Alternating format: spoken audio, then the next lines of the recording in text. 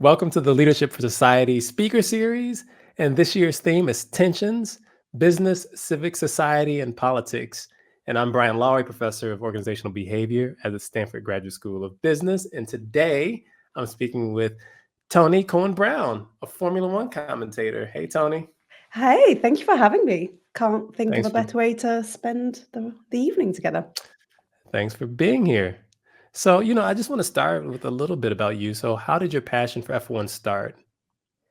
Ooh, um, pretty early on, and I think maybe in an unconventional way.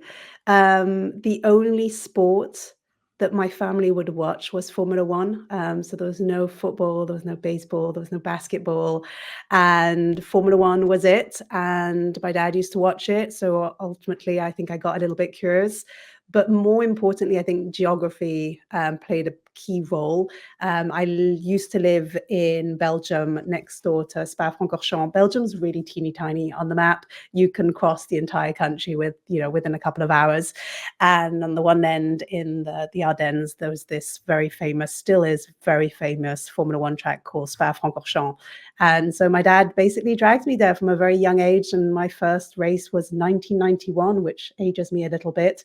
And I just stuck with it. But my introduction with it was through politics and lobbying and sponsorship and the business side of things, because that was my father's entry point. And then over the year, it kind of grew on me. I actually watched for the first time yesterday 2 NFL games. And it was an interesting one because what I love about Formula One is there's a winner and then there's 19 losers, and you don't feel too bad for the 19 people that weren't the first one to cross the checkered flag. Whereas in the NFL, it is just there's one group that makes it through and you're heartbroken for the other group. And I realized this is why I can't do sports where it's just one winner and one loser, which was very, very interesting. But that is more or less my entry into this sport. And since then, I think like many sport fans or many Formula One fans, I've fallen in and out of love with the Mm, sports. And so I've mm. followed this journey of absolutely loving the sport and everything that it offers, and then feeling like I don't belong, feeling like it's not meant for me, feeling like an outsider looking in. And so I've had that tension throughout the years. And in the last 4 or 5 years, I think I've just used Formula One as my gateway or entry point to talking about all things politics and technology and internet culture. So yeah, this is why I love the title of this speaker series as well. As much as it's long, it encompasses all the things that I love talking about. So, I love that you talked about the being drawn by the politics and lobbying of it. So Yeah, I'm going to come back to that. But what do you think draws people to F1? Why? I mean, in your case, it's family, yeah. but like, what is it about F1 that you think people find exciting or interesting? So I moved to America. And I had kind of had this moment of being at the right place at the right time with Formula One having sort of like a new lease of life. And specifically in America, seeing Americans discover Formula One for the first time has been pretty incredible. And I can come back to that. But I think for many, many years, Formula One has felt like a very well kept secret. It's felt like something, it's very different the way Europeans have experienced, I think, Formula One and maybe America in Formula One in Europe. So you can go into, a bar in the deepest, darkest place in Europe, and there will probably be a picture of Michael Schumacher on the wall. That has yet to happen yet in America, but the same is happening in America with the NFL, for example. You can go into a bar or restaurant somewhere, and there might be a famous player, on the wall somewhere. But I think for many years, Formula One has felt like a little bit like this secret society of sorts. It's a very expensive sport. It's been a very select few that have ever entered it. Unlike many, many sports, there are only 20 drivers on the grid, which is a very, very limited number of athletes that you're looking at. Um, the athletes also, as you can imagine, if there's only 20 spots open, there can be a handful more, but right now we've basically had 10 teams, 2 drivers per team, so 20 drivers. As you can imagine, if you're one of the lucky few to get a spot driving in Formula One, you're not letting go anytime soon. So you get a lot of the same figures that are in the sport for a long time. So it's felt like very secretive. It's definitely felt very elitist at times, and still today. And then I think the other piece is the global nature of it. I don't think many people realize just how global this sport actually is. The race calendar right now is 24 races, but we're racing in 20 different countries across the world. We're going at any given time from Monaco and Monte Carlo to Miami to I'm just trying to think, like Qatar, like we're traveling the world, Australia, Spain, and it's not been the same races. So I think that global nature has attracted Mm. people. And then for me personally, I think as someone who's been brought up in Brussels, worked in the European institutions where everyone's speaks bad English because everyone speaks 3, 4, 5 languages, and you're surrounded by these experts in their own countries who come and move to Belgium and who've all decided, okay, our default language is going to be French or English, and we're going to understand each other, one way, shape, or form. The Formula One grid offers this sort of clash of culture and languages. Things get lost in translation. People get misunderstood. You think that they're screaming at each other, but they're just having a, in-depth conversation in French because their first language is actually Italian. And so that I think I've been always drawn to. And I think a lot of people, I take that for granted, but I think a lot of people have found that fun and exciting when you hear on the radio two Italians having to speak broken English with a Frenchman shouting at them. And you're just like, what is going on? So I think those are probably the three biggest components that I think attract people to Formula One. And then the last one is maybe the technological side and prowess of this sport.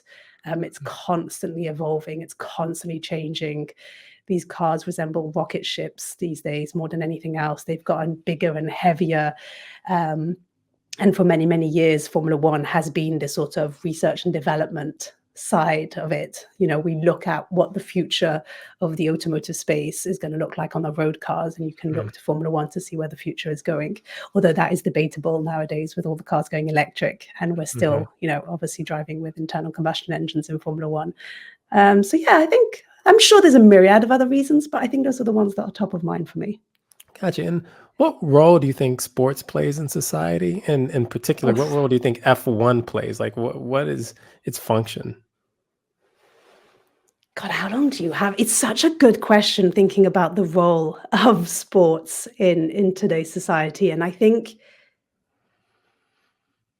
this is true for almost all sports. So from a very general perspective, and I don't know if you, again, as someone who knows very little about any other sports than Formula One, please correct me, but I feel like you can look at a sports series, you can look at a country and their preferences for sports, and it can be sort of like a mirror into the rest of society. You can get sort of a general understanding about what society cares about, what is exciting to us. You can look at the economic times.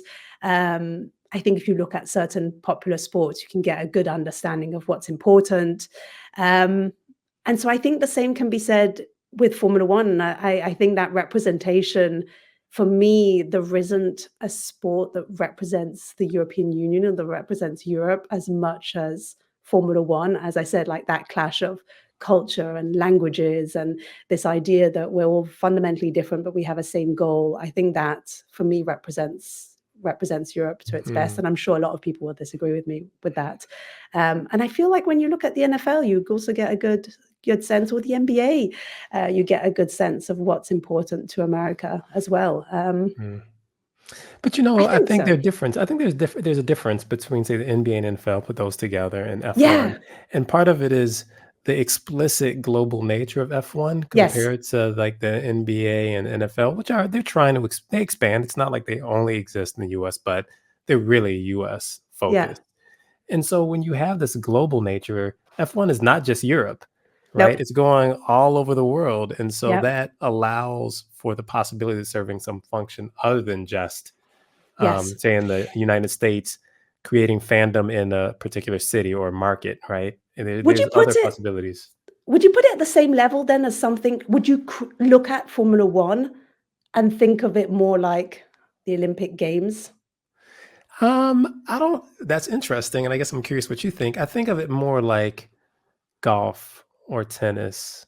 Yes. Like these are sports that like maybe they focus in one area, like maybe the biggest market is the US for them, but they exist globally. And the reason I bring it up is because um, they can serve as um, they can make a government or an Yep. area look better than you might think it is because they're sponsoring this accepted Yeah. sport, right? So then they, they create credibility. They Yeah. potentially offer credibility. And I wonder if you think F1 does that when when someone, I don't know how it works if a country doesn't have a race, if they try to woo Yep. F1, like why would they do that? What do they get from Yeah. that? It's been one of, I think, the hottest topics that we've seen because to your point, if F1 did start mostly as a European sport, it's definitely evolved past there. And when you look at right now, I did a piece not long ago, can Formula One survive without Saudi money and specifically like the money coming from the Gulf regions? And I don't think it's a good or bad answer. I don't think, we, and specifically not me, sat here in America, should get to decide that. But I do think it's a fascinating conversation because when you look at, so the way it works in Formula One is the rights holder and is the series, but they aren't the promoter. So truly, you will hear this term thrown around that Formula One is a traveling circus. And I think when you mentioned tennis, I think is very similar to that, is we get to, watch them travel the world and enter into these new markets.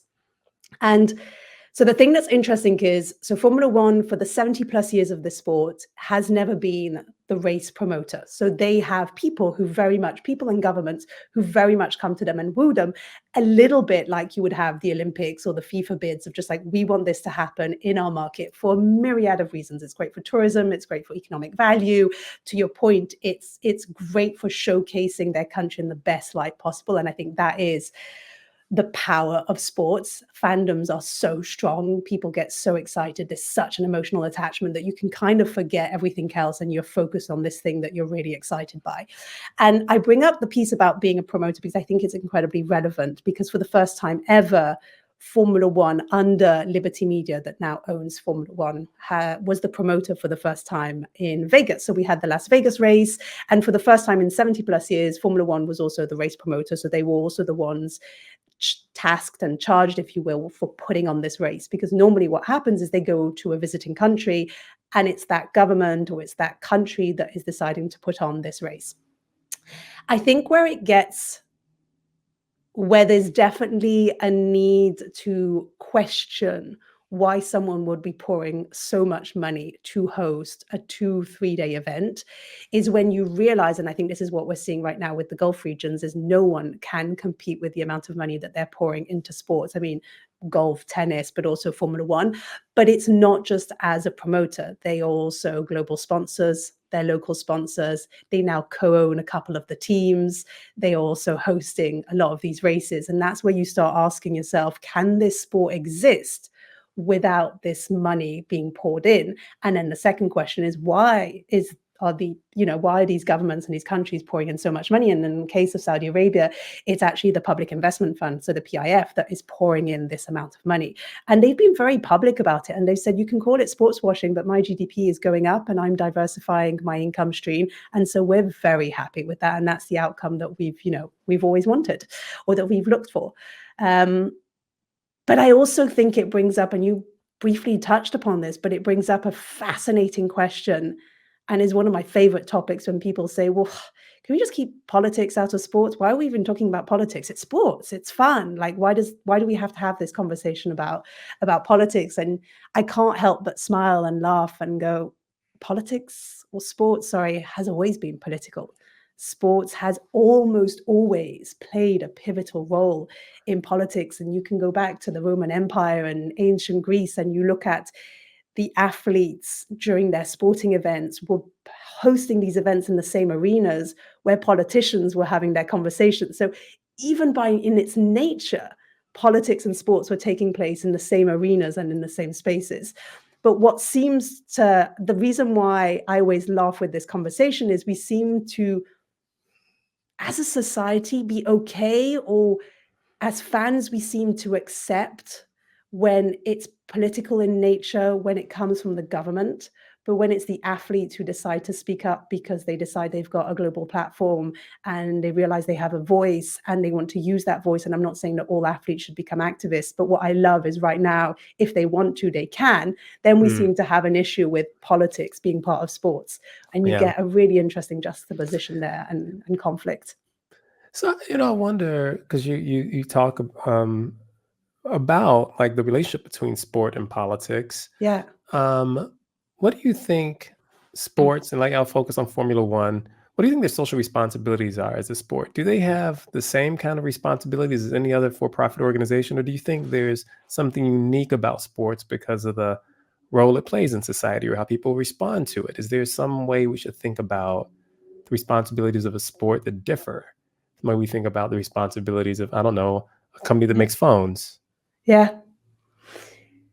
I think, and you briefly touched upon this as well, I think the reason or the layer that makes sports and sports organizations a tiny bit different in terms of their responsibility is the nature of fandoms, is how emotional people are attached to their teams, to their athletes, to their players. And even when I say I'm not emotionally attached to Formula One, when I think of it, the story and the question that you asked right from the get go, it's actually an emotional story. It is truly, it was my way of connecting with my father when I was just a child. And it was the thing that we used to do together. So, of course, there's an emotional connection.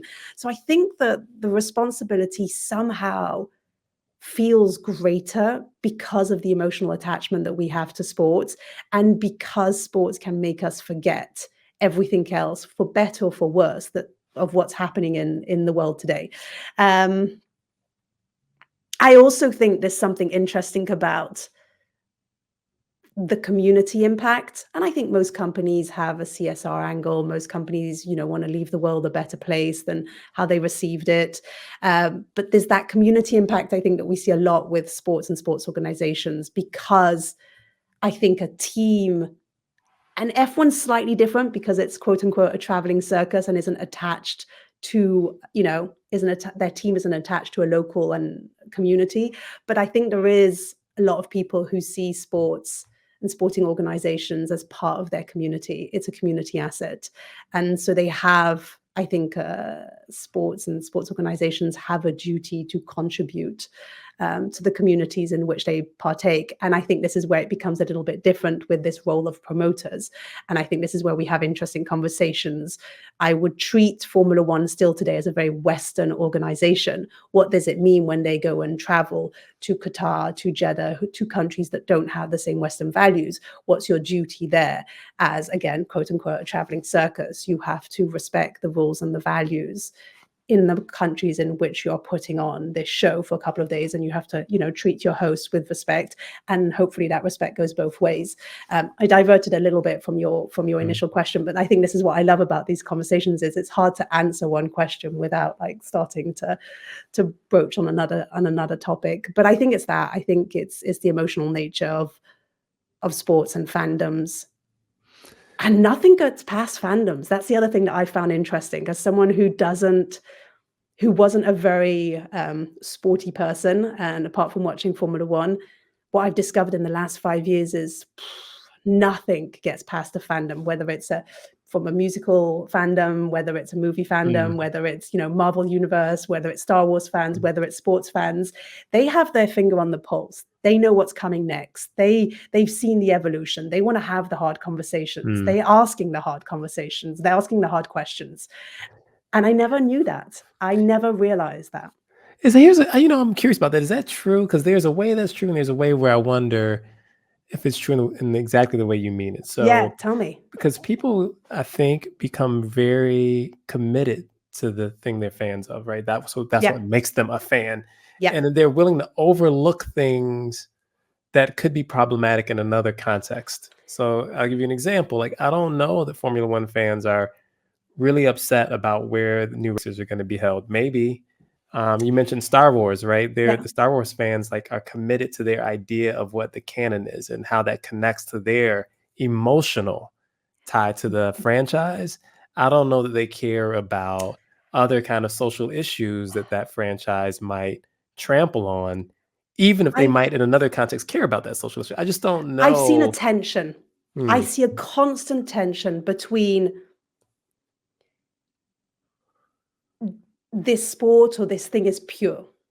So we have to leave it as such. Like there's a constant conversation in Formula One about why haven't we gone back racing in South Africa? Why are we not in India? Why are we racing in Jeddah, in Qatar, in actual countries where, and there was a big conversation, I think it was 2023, our 20 drivers were on the grid racing in Qatar where the weather conditions were abysmal. The heat, it got so hot inside of the Formula One cars. Some of those drivers were vomiting. They couldn't get out of the cars. They were fainting. Like it was bad. The humidity levels and the heat levels were just so high that people were saying like, never again, like this is not fun. This is not enjoyable. We shouldn't be risking, they're already risking their lives getting into these very fast cars. The least we can do is make sure that they're in sustainable conditions. So you bring up these conversations of why we're racing in these countries when there are perfectly suitable other places where we should go racing, where fans have that emotional attachment to that place. And so there's a conversation there where they're fully aware that it's money. They're fully aware that there's a commercial value here. They're fully aware that there's money being poured into here, and the sport, if we want the sport to continue being the way it is, I'm sorry, and if we want to see it grow, we have to have money. But there's a constant tension where they are more than happy to call out the organizations. And I've seen that tension over and over again. And so I think it's not at any cost. And again, this might be unique to Formula One. And I think it is easy to have, it might be easier to have these conversations in Formula One because we're talking such large sums of money, but also they're not taking anything away from a community. Again, because Formula One is global in nature, it doesn't belong to a local community. But no, I've been pleasantly surprised at how vocal some of these communities have been when it comes to human rights, women's rights, the LGBTQ plus community, and they've, especially the younger generations and especially young women, have wanted to have the hard conversations and have called out the institutions. Now, it's not always, as black and white as we want to paint it. But I would say, I don't know, I'm constantly surprised. There's no BS. They love their sport, but not at any cost. And I think that's different from generations as well, potentially. And do you think that F1 has been prevented, or maybe they haven't? I just don't know because I don't follow F1. I should be clear about that. Have they been prevented from going to markets they wanted to go into because of fans? I mean, I just wonder, are they really, how concerned are they about the optics of going into markets where maybe this country has challenges to its human rights, its human rights behavior or violations? I would say the audience and the fans have been more vocal than the institutions, which has been interesting. I think specifically right now, the time period that we are in right now, and it is worth saying this, that 5-6 years ago, F1 didn't look as good as it did right now. It wasn't valued at a lot. You could potentially pretty easily buy a Formula One team if you had some money, and for some people, some spare pocket change. Right now, it'd almost be impossible for anyone to try and buy a Formula One team because the valuation has gone so high. And I think most recently, Liberty Media, who owns Formula One, has been valued as, I think, one of the most valuable sports franchise out there in the world. Times have changed absolutely drastically for a myriad of reasons. What was the initial question? Sorry, my brain went on a tangent. I just wonder if fans have the power to prevent them, or did they even try to prevent them from going into places that might have questionable human rights, for example, records?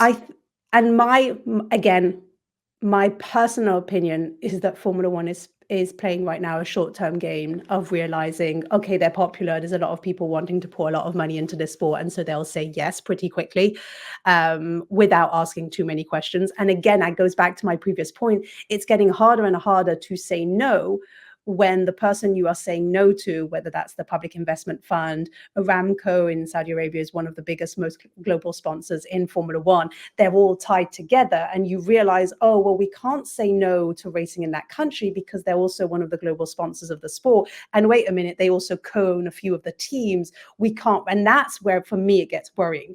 And I don't think we realize just how many ties are connected at all levels of the sport. And I wonder what it's going to take for us to dismantle some of these layers, because what I don't like is this feeling as a sports fan of thinking, wait, we're actually beholden to one big party right now. And for me, that is the Public Investment Fund in Saudi Arabia. And they're not alone. There's many others who are contributing financially to the sport. I don't think Formula One has worried about that just yet. I think that time will come. I hope it's sooner rather than later.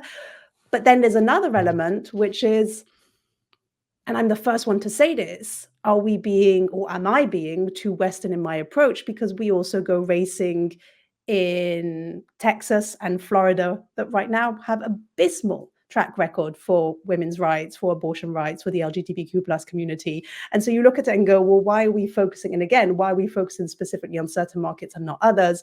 And then you come back to the financial. Texas and Florida aren't spending nearly as much as the Gulf regions are in this sport. My short answer is, I don't think they seem to be too worried about that now. I think that will come in a handful of years. And I think it's because right now they're in a little bit of a honeymoon phase, where the popularity of Formula One as a sport has increased, especially in America. There's a lot of eyeballs on it. The valuation is really high. A lot of people are pouring in a lot of money. And it's not dissimilar to what happens in Silicon Valley when, you're a young startup and all of a sudden all eyeballs are on you. People are willing to invest and you go, let's go. We'll ask the big questions later. And here's a question: not a perfect comparison. As a fan, does that bother you? So not as just a commentator, just looking at it from the outside. As a fan, does it bother you? Does it bother me that the sport doesn't seem too bothered about it, or does it bother me that the sport doesn't seem too bothered about it? That it's not clear that there are any considerations other than financial considerations driving their decision making. Yeah, it does bother me. And I think that's why I've been so in awe of the fandoms, because it seems to bother many fans, and they bring it up and they won't shut up about it, and it will keep coming up on the table. Do we have any power to do anything about it? Probably not. Are we still going and watching these races? Absolutely. And then you get into the conversation, which, what is she called? There was a phenomenal lawyer called Nadine Strossen, and this is a very weird parallel, but she talks a lot about hate speech and how do you combat hate speech, and do you do it with more free speech, or do you do it by censorship? And I think it's a similar approach with fans. Does it work to censor the sport that you love? Does it work to just say, I'm boycotting this? Do fans en masse saying, we're not tuning in, we're not watching, we're not engaging with the sport? Does that actually have a voice? And I think that's really cool to do in sports, because the burden shouldn't fall, in my opinion, in the hands of the fans to boycott something that they love so much. And I think comes back to your answer. That's why it bothers me a little bit, because I don't think it's the role and the responsibility of fans solely.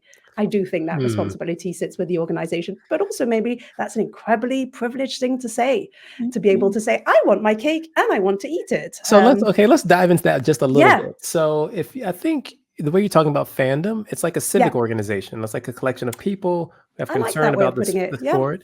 And so why are you relieving them of responsibility?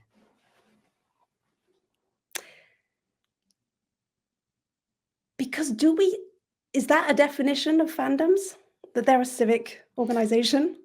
I mean, they're making decisions about how they spend their money. These organizations are engaging in behaviors that affect their lives and the lives of people in their countries or in their society. I don't know why we wouldn't. Why not? Yeah, so, I mean, what's the responsibility of fandom?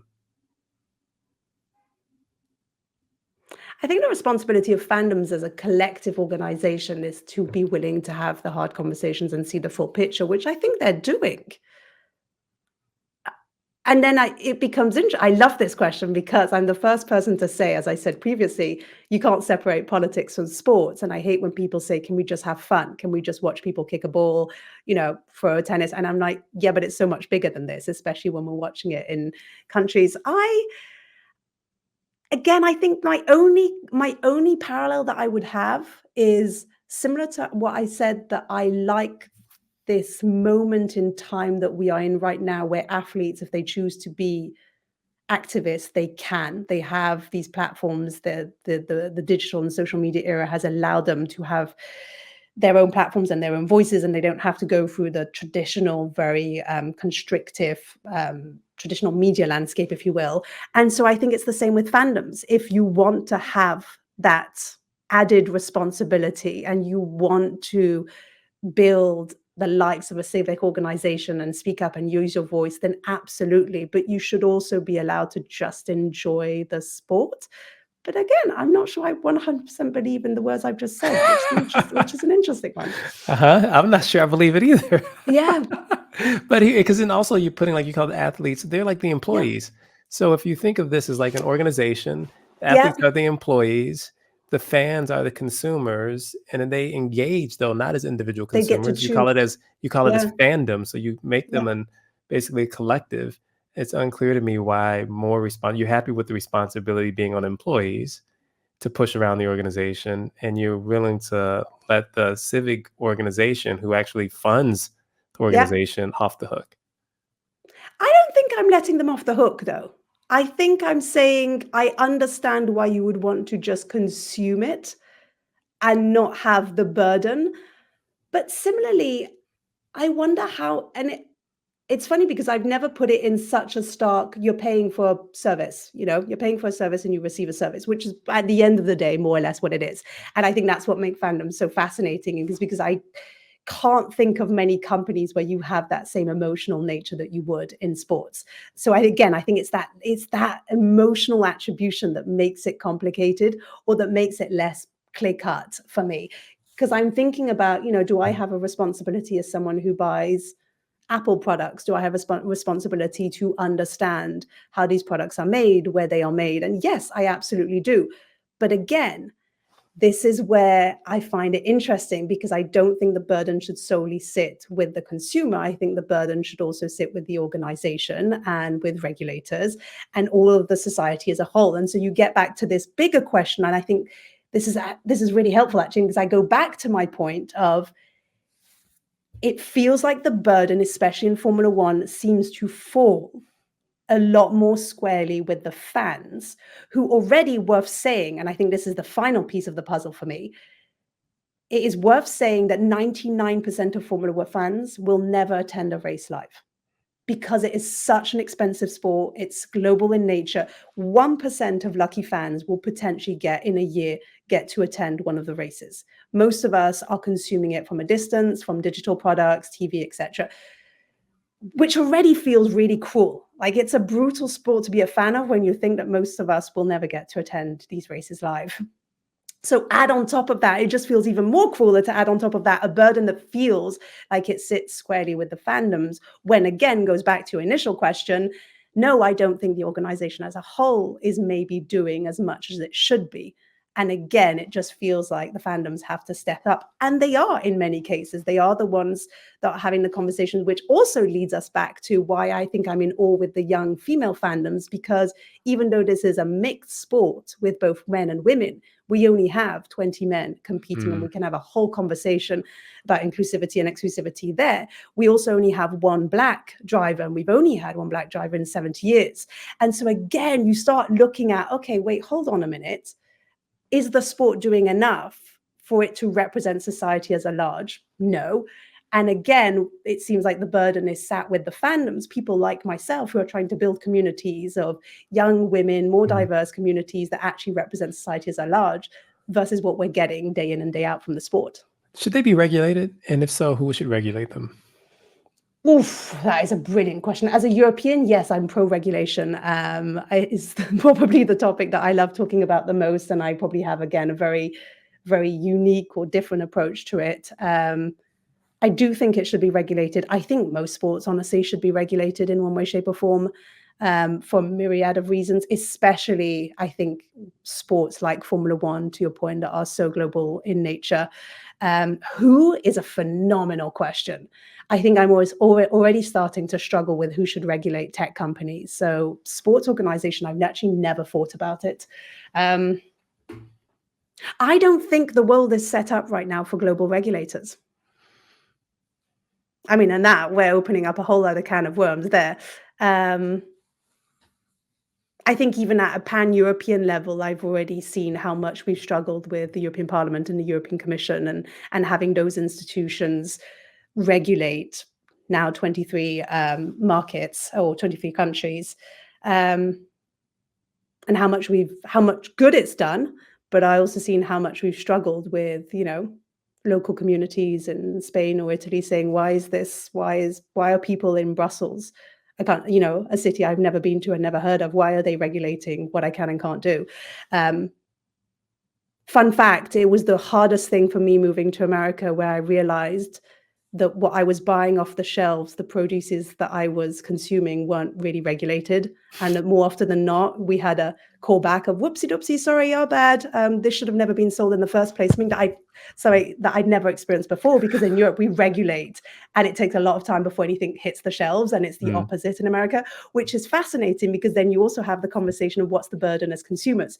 In Europe, I think we've been very fortunate to be passive consumers, because the markets are much more regulated. The Mhm. products on the shelves are much more regulated. So we've been able, I think, to go in trusting that everything that is brought to us has already been vetted and checked and regulated, which feels a little bit different in America, Yeah. where, So here's a question. I think yeah, it's maybe my last question, and I don't know how to formulate this one. This is just something's just kind of percolating in my they're mind, the listening best. to something here. Why shouldn't I be terrified of F1? Oh, Here's a way of thinking about F1. F1 is this global organization. Sure, it's organized as a sport. It functions as a sport. It generates this emotional connection to yeah, what it produces. It creates credibility, right? yeah. Because people are emotionally connected to it. It sells that to the highest bidder. Hmm. It has no interest in diversity or diversifying who's connected to it, who's in it. It's happy to take money, and no one, as far as we can tell, can regulate it. Tell me why that shouldn't terrify me. Why should I be engaging with F1 or anything else that it has that description? And you said you didn't know how to ask the question. That's a brilliant question. The reason why I personally, right now in this moment, as you think about it, and I'm just like, am I petrified? Am I terrified of this organization? No, That's I because you love them. That's what terrifies me. no, because here's the thing. I've been very vocal about the fact that I have no desire to ever work for them. And it's probably because of all the conversations we've just had. Like, I will happily work with teams. It's why I love being on the outside of this sport. Looking in, I'm able to call out the things that I see. I'm able to have and push these conversations, which I just can't imagine not having. The reason why I'm not terrified is because these types of mega sporting events, and Formula One, I think is the closest from a series perspective into this, but also the Olympics, the World Cups provide and have always provided this unique opportunity for governments, as you were saying, to governments in their pursuit of, showing symbolic politics, in their pursuit of, reframing a dominant narrative, in their pursuit of putting themselves on the global stage, has always happened. It's happened since the dawn of time. Formula One isn't doing anything new. This has happened since the beginning. This is why we created the Olympics. There was various reasons why we created the Olympics, but that national pride was one, and the other was just like helping countries reframe. Let's be very real, reframe their narrative, help them get back onto a global stage. And it's just been part of the way the world has worked. The biggest difference, I think, right now is the amount of money that is pouring into it, which I think is why I always come back to that. But I think that is the sole reason why it doesn't petrify me personally, because we've always had that dynamic. We've always used sports and global sporting events, Olympics, World Cups, Formula One GPs, as part of the way governments use them. And I also think it has now increasingly, and I think this is the positive side, the thing that gets me excited, an opportunity for the athletes also to speak their own mind and to use the same stage the way governments have used the stage. Um, and I think if governments have been so blatantly allowed to use these mega sporting events to their advantage, I'm excited to see athletes do it as well. And maybe potentially, to your point, allow fandoms to do exactly that as well. But I think it's nothing new. I think that's why it doesn't petrify me. the thing that does petrify me is, can this sport survive without the money that is being pouring in? And to your point, how do you regulate it, and who gets to regulate it, and who has even the capacity to regulate something like that? I think that's where it becomes more of a conversation that scares me maybe a little bit more. But yeah, it's for better or for worse, it has just been part of the way that governments have used these global sporting events to their advantage. And I'm excited for the pendulum to switch, and I think it is swinging in the other direction as well. But what a Yeah. phenomenal question, Brian. Wow, that's going to be one that's going to keep me awake at night for the next foreseeable future. Well, I don't know about keeping you up at night, but this was fun to talk. It was fun to talk to you. It was really, Oh, really this interesting. will keep me up at night, Brian. You have no idea.